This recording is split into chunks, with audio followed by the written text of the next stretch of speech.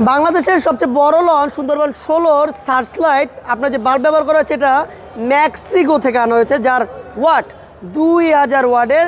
এই সার্চ লাইটটি দিয়ে নদীপথে অন্ধকারে আলোর পথ দেখায় বা অন্যান্য যে লঞ্চ, জাহাজ, স্টিমার বা নৌযানগুলো রয়েছে সেগুলোকে আপনার দিক নির্দেশনা বা সংকেত দিয়ে থাকে। যেহেতু রাতে হরেন বাজানো হয় না বা সংকেত দেওয়া হয় না, এই সার্চ লাইটের মাধ্যমে বিভিন্ন লঞ্চ, জাহাজ বা অন্যান্য যে নৌযান রয়েছে সেগুলো দিয়ে সংকেত দিয়ে থাকে। এবং এই যে সার্চ লাইট রয়েছে, অত্যাধুনিক সার্চ লাইট, অত্যাধুনিক বাল্ব ব্যবহার করা হয়েছে যেটাকে হ্যালোজিং লাইট বলা হয়। এই হ্যালোজিং লাইটের মাধ্যমে দীর্ঘ কয়েক কিলোমিটার পর্যন্ত আলোর পথ দেখিয়ে থাকে এবং এটা হাইড্রোলিক রিমোটের মাধ্যমে মুভমেন্ট করিয়ে থাকে দেখাই।